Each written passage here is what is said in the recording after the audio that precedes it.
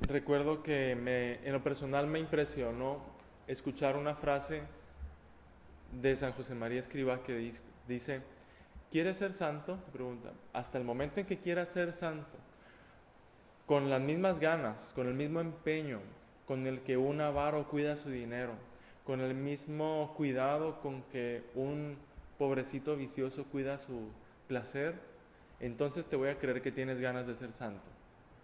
Y lo que sucede es que en la lógica del mundo, dice el Señor, hay mucha más habilidad en el cuidado de los negocios y nos hace falta, a nosotros los católicos, tal vez los que somos sus discípulos, nos falta aprender no a hacer lo malo, sino a tener ese ímpetu, audacia, planificación, organización.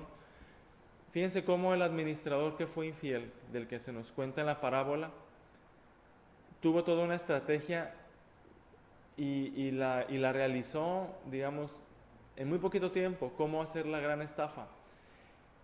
Y no solo haber estafado, ¿sí? Haber podido reunirse con otros. Porque al final los que le siguieron el juego al administrador injusto, los que aceptaron que les iba a hacer un recibo falso para que al final tuvieran que pagar la mitad o menos de la mitad de sus deudas, pues eran igual de corruptos que él. Y en eso también nos ganan los que son del mundo. Fíjense qué tristeza que toda una nación pueda estar en jaque, pueda estar en alerta en manos de lo que se llama crimen organizado. Qué curioso que los malos son más organizados que los buenos. Quiere decir que no hay justicia organizada, que no hay servicio organizado o sociedad organizada. Aunque detrás de esa frase crimen organizado en realidad hay un eufemismo. Eufemismo es una palabra que se utiliza para maquillar algo que es mucho más grave o que no aceptamos.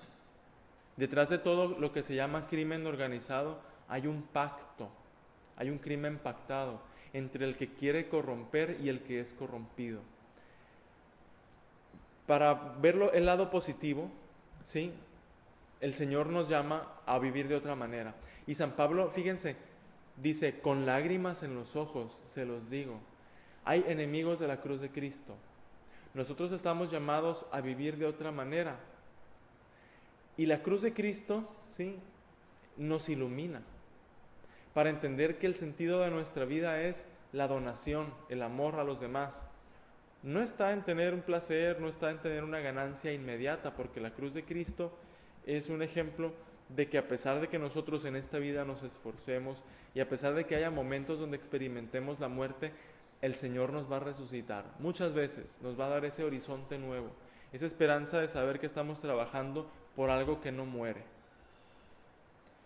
En ese panorama de la resurrección, pues vale la pena invertir a largo plazo, vale la pena organizarnos, planificar, capacitarnos, reunirnos con otros que comparten nuestros mismos ideales, ser fieles a esos acuerdos que hagamos entre nosotros. Si algo se puede admirar en las organizaciones delictivas, es algo que se ha dicho mucho tiempo, el que la hace la paga. Existe un cierto código de conducta, hasta para hacer el mal hay reglas. Para hacer el bien también nosotros necesitamos aprender esas reglas y vivir la obediencia, ¿sí? También ellos viven la obediencia. ¿Y por qué en la iglesia a veces nos cuesta o institucionalmente hablando no lo vivimos? En el crimen organizado hay pobreza también, ¿sí? Porque cuando una persona no cumple sus deudas, pues se le exige, incluso hasta se le cobra con la muerte.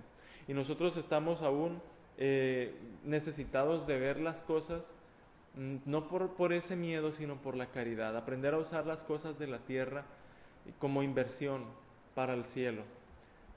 No voy a hablar de la castidad porque en eso sí, ya introducimos una nueva manera de vivir la vida, en la cual pues el pecado pues no ha conocido ese modo de amar con el corazón libre y sincero.